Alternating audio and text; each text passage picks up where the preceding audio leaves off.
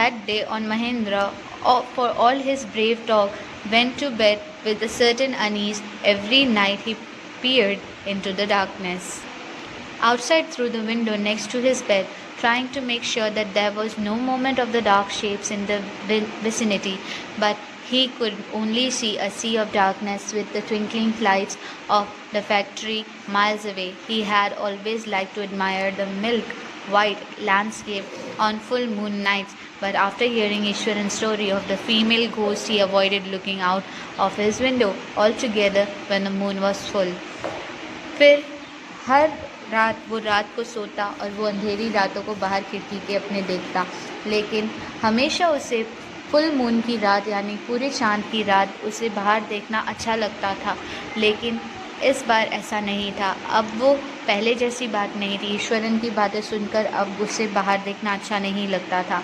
One night Mahendra was woken up from his sleep by a low moan close to his window. At first he put it down to a cat prowling around for mice, but the sound was too guttural for a cat.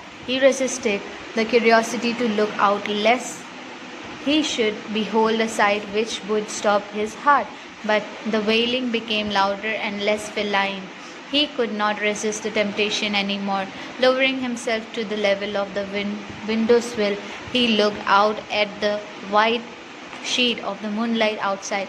Then, not too far away, was a dark, cloudy form clutching a bundle. Mahendra broke into cold sweat and fell back on the pillow, panting. As he gradually recovered from the ghastly experiences, he began to reason with himself and finally concluded that it must have been some sort of auto-suggestions, some trick that his subconscious had played on him. फिर एक रात महेंद्र अचानक आधी रात उठ गया आवाज़ों से जो खिड़की के बाहर से आ रही थी। तब उसने देखा तो एक बिल्ली एक चूहे को पकड़ने आसपास दौड़ रही थी। तो उसने सोचा एक बिल्ली इतनी बुरी आवाज़ें नहीं निकाल सकती। वो और ज़्यादा क्यूरियस हो गया और बाहर देखने लगा तो और रोने की और अजीब सी आवाज़ें आने लगी और धीरे धीरे वो और बुरी होती गई। तब उससे रहा नहीं गया और उसने अपने आप को विंडो सिल से देखना, बाहर की रोशनी को देखना उसने मूनलाइट को शुरू किया। ज़्यादा दूर नहीं, लेकिन अचानक से उसे काले बादलों जैसा कुछ दिखाई दिया एक साथ। महेंद्र पूरी तरह से डर के मारे पसीना पसीना और ठंडा हो गया और तब उसने अपने आप को अपनी तकिए में दबा लिया और उसकी सांसें फूलने लगी। किसी तरह से उसने अपने आप को समझाया कि ये सिर्फ मेरे दिमाग के अंदर वो बातें ईश्वरन की रह गई हैं जो इस तरह की बातें मुझे दिखा और सुना रही हैं।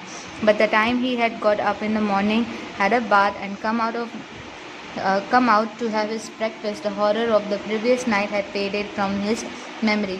फिर सुबह वो उठा, उसने नहाया और नाश्ता करने जब वो आया तब तक वो सारी डरावनी बातें उसके दिमाग से थोड़ी कम हो गई हैं। Eswaran greeted him at the door with his lunch packet and his guide. Eswaran ने उसे ग्रीट किया और अब उसका बैग और उसका खाने का डब्बा उसे दिया। Just as Mahendra was stepping out, Ishwaran grinned and said, "Sir, remember the other day when I was telling you about the female ghost with the fetus in its arm?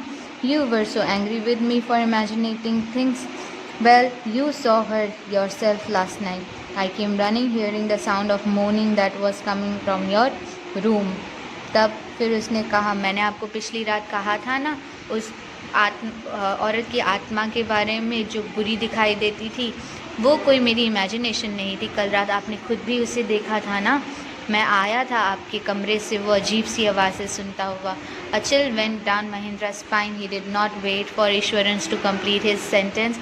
He hurried away to his office and handed in his papers, resolving to leave the haunted place the very next day. फिर ईश्वरन तो पूरी तरह से जैसे उसकी रीढ़ की हड्डी तक ही उसे ठंडक लग गई हो। फिर वो वहाँ से बिल्कुल भी इंतज़ार उसने नहीं किया ईश्वरन को उसकी बात ख़त्म करने के लिए और वो वहाँ से तुरंत ही चला गया और अपने पेपर्स उसने वहाँ कंपनी में जमा किए और अगले ही दिन उसने वो कंपनी छोड़ के चला गया।